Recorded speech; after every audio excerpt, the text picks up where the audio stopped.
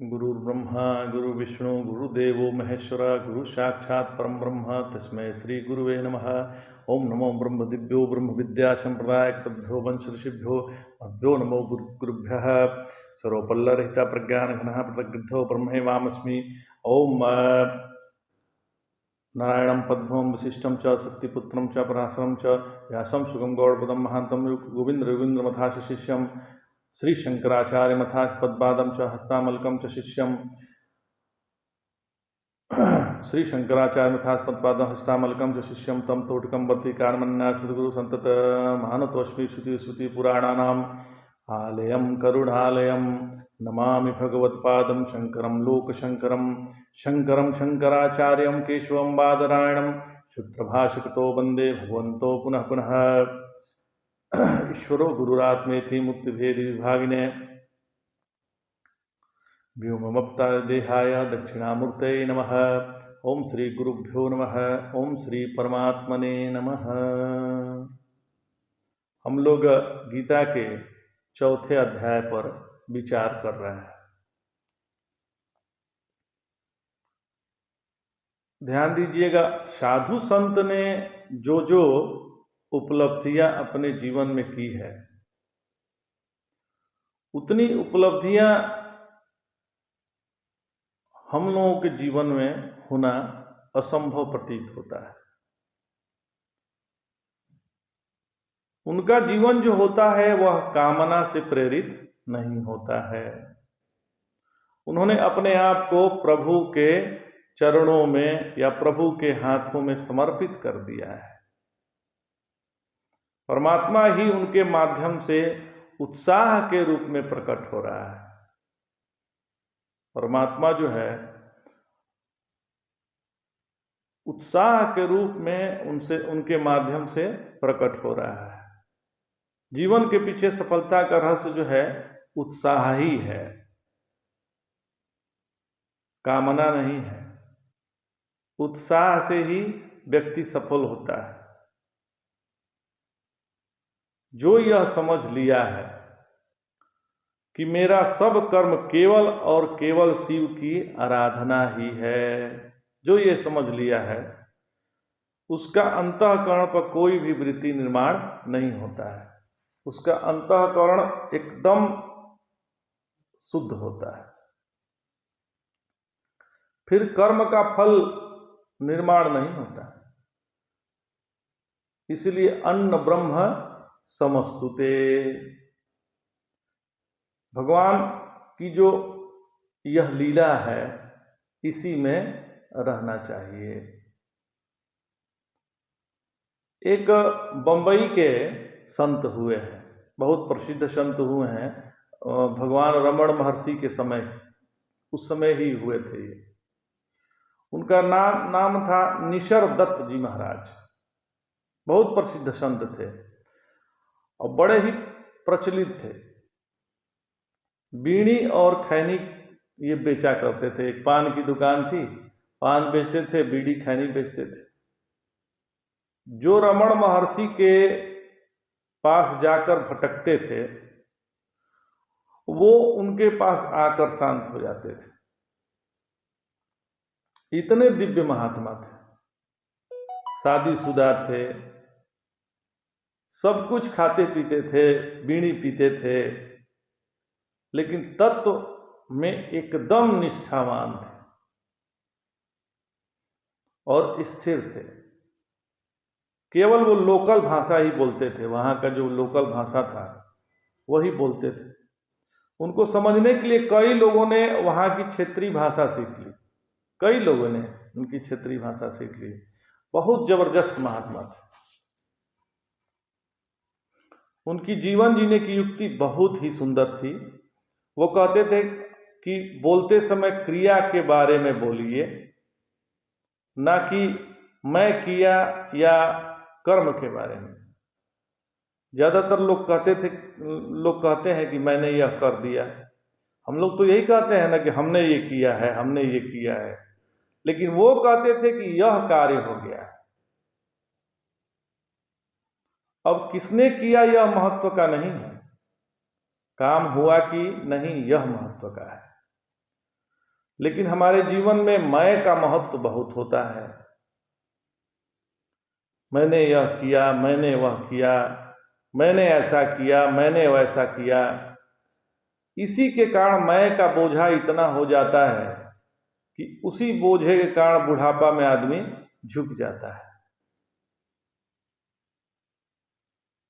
अर्जुन कहते हैं भगवान से कि हे मधुसूदन, धृतराष्ट्र के पुत्र जो है वो बहुत अतताई है। अर्जुन कह रहे हैं वो युद्ध करना चाहते हैं। कौन? धृतराष्ट्र के पुत्र, वो बहुत अतताई हैं और वो युद्ध करना चाहते हैं। यह उनकी मूर्खता नहीं है तो क्या है? उनको मूर्ख कह रहा है। तो पर मैं तो बुद्धिमान हूं, मेरे पास तो बुद्धि है, मैं क्यों युद्ध करूं? अर्जुन को भी मैं की लत लग गई थी। मैं सबसे बड़ा धनुर्धर, सबसे बड़ा बुद्धिमान, इसलिए हमें भी यह तत्व की बात समझनी चाहिए कि जो भी हो रहा है, ध्यान दीजिएगा, जो भी हो रहा है यह परमात्मा की केवल और केवल लीला मात्र ही है। अब अपने को जिसका अभिनय करने को मिला है, जैसे आप देखे होंगे रामलीला में, कोई रावण बन जाता है, कोई राम बन जाता है, कोई लक्ष्मण बन जाता है, कोई हनुमान बन जाता है, तो क्या वो परमानेंट हनुमान हो गए क्या, या रावण हो गए क्या? नहीं, वो तो केवल एक नाटक का हिस्सा है। तो आदर्श अभिनय का करें केवल और केवल नाटक समझ कर करें। जो भी कार्य करें वो केवल और केवल नाटक समझ कर करें तो अभिनय अच्छा होता है। इससे अंतःकरण पर एक भी विक्षेप नहीं आता है।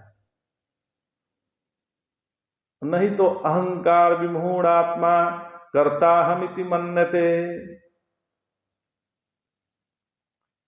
हम लोगों को यही हो गया है। भगवान कहते हैं कि जो अपने कर्ता नहीं समझता वह तक्ता देहम पुनर्जन्म नैति मामेति, वह मुझे प्राप्त हो जाता है। जो अपने को कर्ता नहीं समझता वह मुझे प्राप्त हो जाता है। तक्ताम देहम पुनर्जन्म नैति मामेति, उसका पुनर्जन्म नहीं होता। पुनर्जन्म से वो मुक्त हो जाता है। बार बार का जो जन्म है,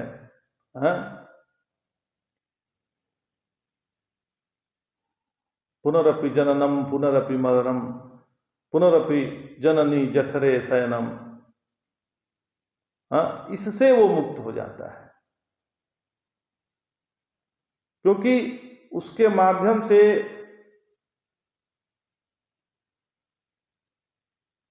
भगवान ही प्रकट हो रहे हैं।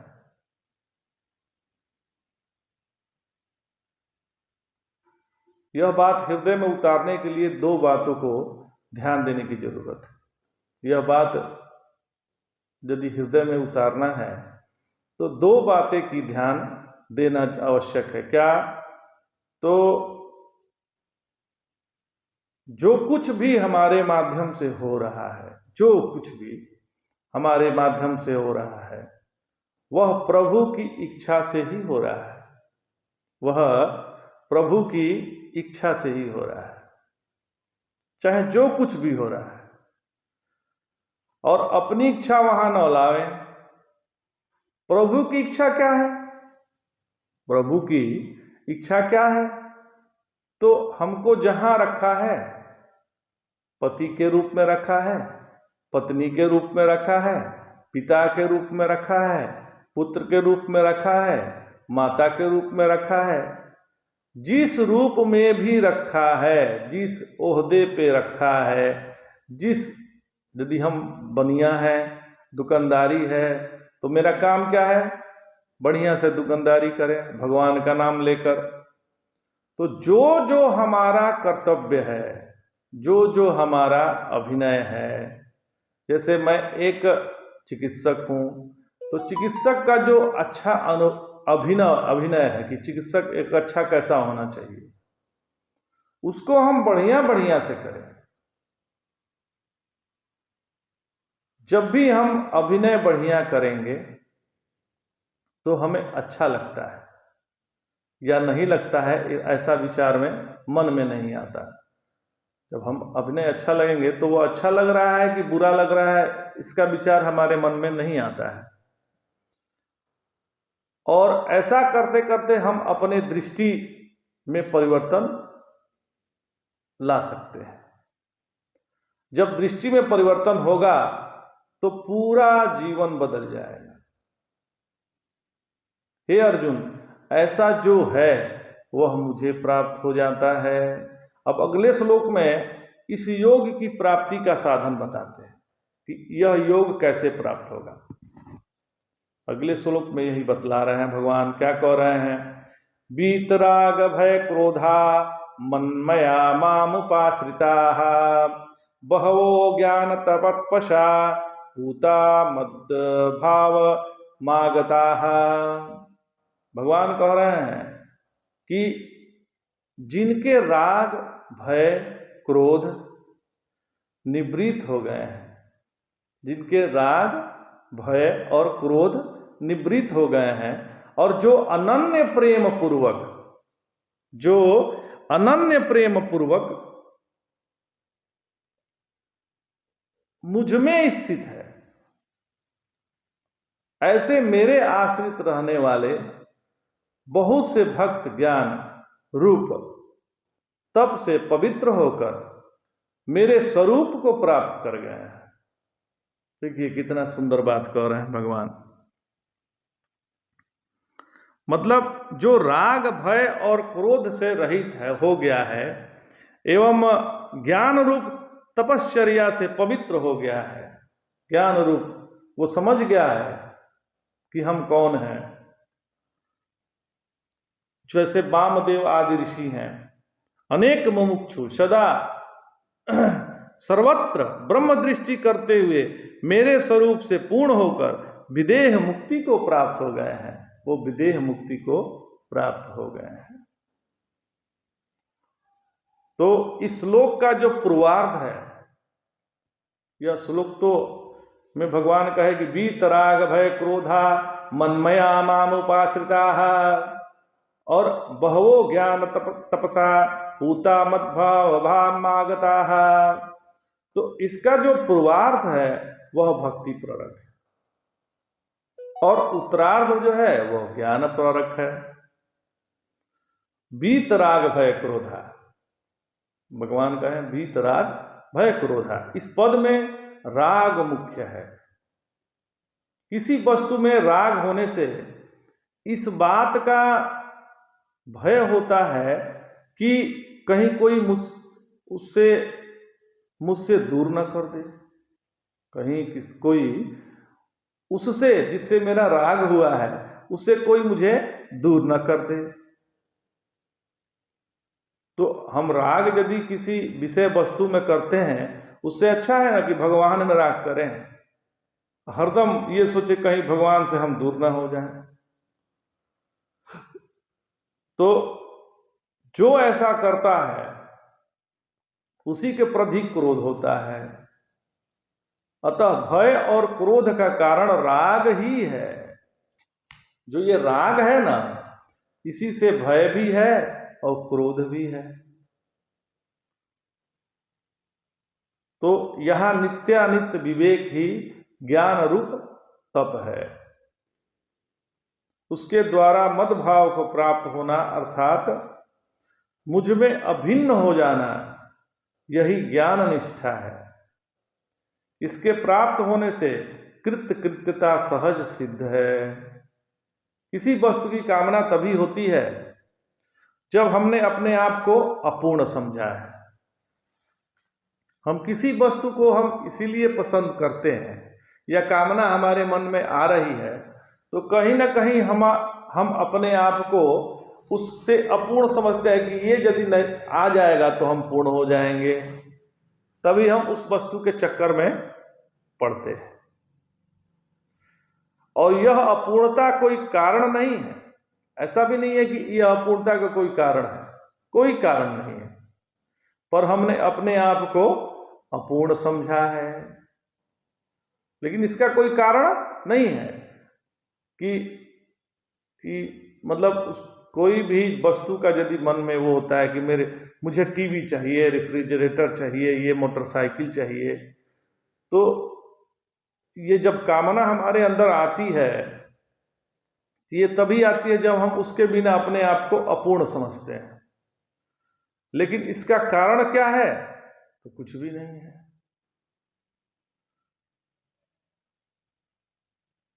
यदि अपूर्णता देखा जाए कि अपूर्णता है क्या, तो वो भी कुछ भी नहीं है। देह माने है तो जो अपूर्ण है, देह का माने ही है कि वह अपूर्ण है, और देह पर परे जाने का मतलब वह पूर्ण ही पूर्ण है। यदि हम मानते हैं कि हम देह हैं तो हम अपूर्ण हैं, और देह के परे चले गए तो पूर्ण ही पूर्ण है। इच्छा और कामना होती है हमेशा दूसरे के लिए। हमारी कभी भी कोई इच्छा होती है तो अपने से अन्य के लिए होती है, कामना भी होती है तो अपने से अन्य के लिए होती है। स्व की कभी भी कामना नहीं रहती है, स्वयं की कामना नहीं रहती है। किसी हम दूसरे वस्तु की, विषय की कामना करते हैं, अपने से अन्य चीज की कामना करते हैं, स्वयं की कोई कामना नहीं रहती है। तो यही भगवान कह रहे हैं कि वीतराग भय क्रोधा, जिसके लिए भूत भविष्य है वह जीव है। जिसके लिए भी भूत और भविष्य है वह जीव है, और जो वर्तमान में है वह परमात्मा है। जिसका पूर्ण आश्रय भगवान पर है, जिसका पूर्ण आश्रय भगवान पर है, दुनिया पर नहीं है, जो अपने आप को समर्पित कर दिए हैं, वो परमात्मा को प्राप्त हो गए हैं। जब मैं था तो हरि नहीं, जब मैं था तो हरि नहीं, और जब हरि है तो मैं ना ही। जब हरि आ गए तो मैं नहीं हूं। ज्ञान की तपस्या क्या है? तो जिस ज्ञान में अन्य का अभाव है वह शुद्ध चैतन्य है, और जिस ज्ञान में हम अन्य को जानते हैं वह जगत का ज्ञान है। जिस ज्ञान में अन्य का अभाव है वह परमात्मा है, और जिस ज्ञान में अन्य का भाव है वह जगत है। जो अपने आप को जानते हैं, स्वयं को जानने के लिए इंद्रिय की आवश्यकता नहीं है, मन की भी आवश्यकता नहीं है, बुद्धि की भी आवश्यकता नहीं है। जो इंद्रिय मन बुद्धि निरपेक्ष अनुभूति है, यह हो गई ज्ञान की तपस्या। अपने ज्ञान के लिए न बुद्धि की जरूरत है, न मन की जरूरत है, न ये सब इंद्रियों की जरूरत है जो विषयों में फंसाने वाले हैं। जो इससे जो निरपेक्ष सत्ता है वह अपना स्वरूप है। परमात्मा कहीं और नहीं है, हमारा ही स्वरूप है। लेकिन जैसे समुद्र लहरों के कारण ढक जाता है, पानी समुद्र के द्वारा ढक जाता है, उसी प्रकार से परमात्मा हमारी गलतफहमियों के कारण ढक गया है। परमात्मा जो है हमारे केवल गलतफहमियों के कारण ढका हुआ है। जहां गलतफहमियां हटी कि परमात्मा प्रकट हो जाता है। यही भगवान की उपलब्धि है। अच्छा, पवित्र होने की प्रक्रिया क्या है? कैसे हम पवित्र हों? तो पाप की परिभाषा अनेक प्रकार से आती है। वाल्मीकि रामायण में पाप की परिभाषा बड़ी सुंदर बताते हैं। क्या कहते हैं? कि हम असल में हैं सच्चिदानंद, और हमने अपने आप को देह मान लिया। तो पहला पाप जीव मान लिया, अपने आप को जीव मान लिया। पहला पाप तो हम अपने आप को देह मान लिया, वो हो गया पहला पाप, और दूसरा पाप हो गया कि हम अपने आप को जीव मान लिया। तो पाप कहते किसको हैं? तो अन्य के वस्तु को अपना समझना पाप है।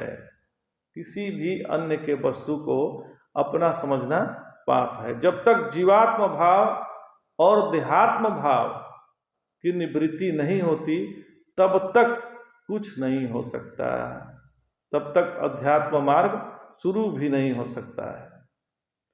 किसी भी कारण से यदि क्रोध हमारे अंतःकरण में आता है, किसी भी कारण से, तो इसका मतलब है कि हम किसी अन्य से कुछ उपेक्षा रखें। यदि हमारे मन में क्रोध आता है, तो कभी भी क्रोध आए तो ध्यान दीजिएगा कि हम कुछ न कुछ अन्य से उपेक्षा कर रखें, कि हमको मतलब यह है कि हम अपने दिमाग में लाते हैं कि हमको ये चाहिए, जब हमको वो नहीं मिलता है तो हम क्रोध करते हैं। तो क्रोध जो है अन्य के चलते हो रहा है, अन्य वस्तु की इच्छा के चलते हो रहा है। हमने आदत बना ली है शिकायत की। जैसे ठंडा आया तो उसकी शिकायत, तो बहुत ठंडा है, ऐसा ठंडा होना चाहिए। फिर गर्मी आया तो उसकी शिकायत, बहुत गर्मी है, भगवान बहुत परेशान कर रहे हैं। और बरसात आ गया तो एक आध दिन भीग गए तो बरसात के चलते भगवान की शिकायत, या इंद्र भगवान की शिकायत कि इंद्र जो है बहुत रुष्ट हो गए हैं, बहुत बारिश करा रहे हैं। तो बरसात में वर्षा नहीं होगी तो कब होगा? शरद ऋतु में ठंडा नहीं आए लगेगा तो कब लगेगा? तो ऋतु के अनुसार तो जैसा ऋतु है उस हिसाब से शरद, गर्मी और वो बरसात तो होना ही होना है। तो भगवान भी कहते हैं कि इसे कुछ भी करो यह शिकायत ही करता है। शिकायत करने वाले से भगवान भी खुश नहीं रहते हैं। भगवान कहते हैं कि जिन्होंने काम, क्रोध, मोह और लोभ का त्याग कर दिया है, बीत राग भय क्रोधा मनमया। मतलब यह कैसे हो सकता है?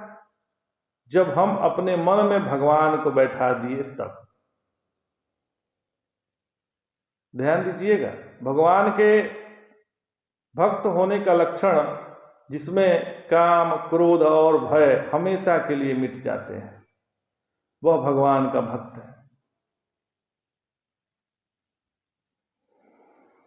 जो डर डर के जीते हैं वो भगवान के भक्त नहीं है। डर डर के जीना भगवान के भक्त होने का लक्षण नहीं है। उपासना करने वाले में भी कभी कभी आत्मविश्वास की कमी आती दिखती है, वो भी कभी कभी डर जाते हैं।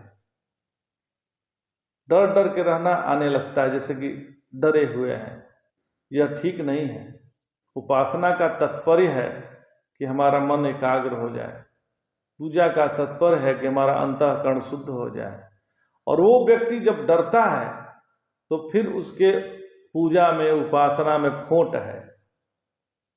उसने जो उपासना की है कोई कामना के लिए की है, और कामना ही उसको डराती है। भगवान का भक्त मतलब निडर होना है। जो डरपोक हैं उनको भगवान पर विश्वास नहीं है, श्रद्धा नहीं है, प्रेम नहीं है। जिनके जीवन में हर समय प्रभु के सिवा कुछ भी नहीं है, फिर देखिए जीवन का आनंद क्या होता है। हमें कई बार ऐसे जगह जाते हैं जहां हम लोग कई बार ऐसी जगह जाते हैं जहां लोग हमारे पहचान तक के नहीं हैं। ध्यान दीजिएगा, न हम वहां की भाषा ही समझते हैं, फिर भी वहां हमें किसी न किसी द्वारा मदद मिलती है। हमने कई ऐसा देखा है, हम कई जगह गए हैं जहां पर मुझे न कोई जानता है, न कोई पहचानता है, न कोई वहां हित है, न कोई रिश्तेदार है, न सगा है, न संबंधी है। न वहाँ की भाषा हमको आती है, वहाँ की भाषा भी नहीं आती है, फिर भी वहाँ कोई न कोई आपको मदद कर देता है। तो कौन मदद करता है? भगवान ही हमें नित्य अनेक रूपों में मदद करते हैं, परंतु हम ही उन्हें पहचान नहीं पाते हैं। देखिए, अभी हमारे एक तातश्री हैं, वो छठ पर्व के मौके पे हम लोग का उनका दर्शन हुआ था।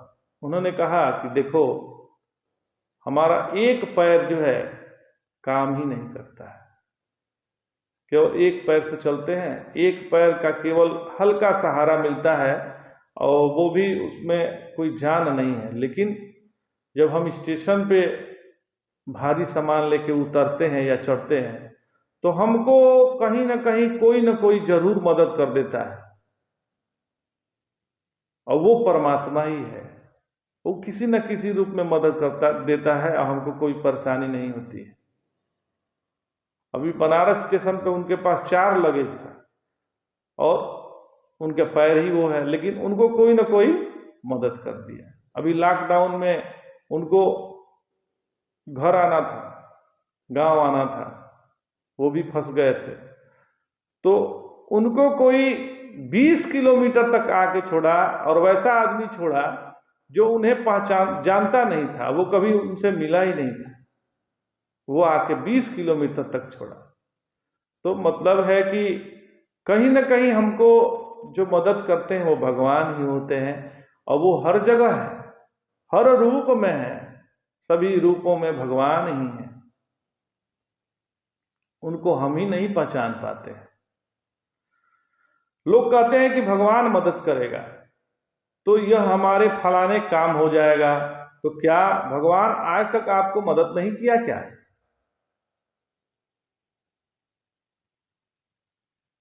वह सदैव हर पल हमारी मदद करता है। यह अनुभव से पता चलता है, बिना अनुभव के पता नहीं चलता। जैसे जैसे शुचिता बढ़ेगी, यह पता चलने लगेगा कि यहाँ परमेश्वर के अलावा कुछ भी नहीं है, यहाँ परमेश्वर के अलावा कुछ भी नहीं है, और न उनके बिना कुछ भी संभव है। और जब यह होता है तो फिर जीवन में आनंद ही आनंद होता है। हमसे कितने लोग कहते हैं कि आप जो है 3 बजे कैसे उठ जाते हैं, दिन भर का दिनचर्या आपका कितना कठिन है, फिर भी कैसे हो जाता है? तो हमको क्या है, भगवान ही सुबह उठा देते हैं, भगवान ही सुबह उठा देते हैं। तो हमें तो नित्य भगवान ही मदद करते हैं। बस ये समझना मात्र है, भगवान ना मदद करें तो हम दोनों पैरों पे खड़े ही नहीं हो पाए। साइकिल दो पहिए पे चल ही नहीं सकी, मोटरसाइकिल ना चल सके, उसका बैलेंस कौन दे रहा है? परमात्मा दे रहा है। ये केवल समझना है, परमात्मा सदैव हमारी मदद करता है। बस ये केवल समझना है हमें। हम नहीं समझते हैं, इसलिए श्रद्धा हमारे अंदर नहीं आती है। साधु संत भी भिक्षा मांगकर खाते हैं, ध्यान दीजिएगा। साधु संत कोई वो गृहस्थ तो नहीं है, साधु संत जो सन्यासी हैं वो तो भिक्षा ही खाते हैं, और भिखारी भी रोड पर खड़े होकर भिक्षा मांगता है। पर दोनों में क्या फर्क है? बहुत फर्क है।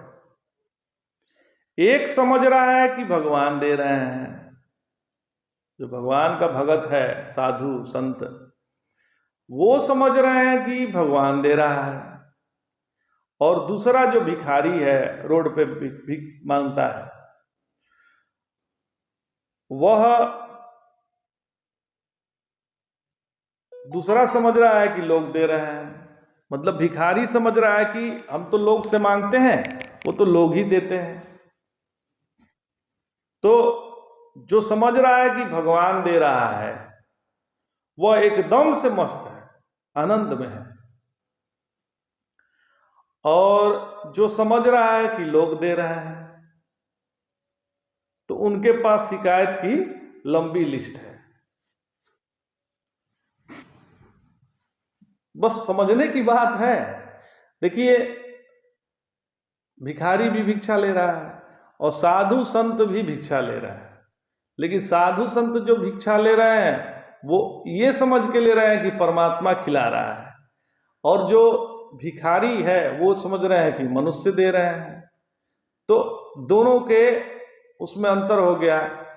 अब जो परमात्मा का जो दिया हुआ चीज खाएगा वो मस्त रहेगा, और जो ऐसे मनुष्य का दिया लेगा जो भुनभुनाते रहते हैं, गैर रोज भिखारी कहाँ से आ जाते हैं।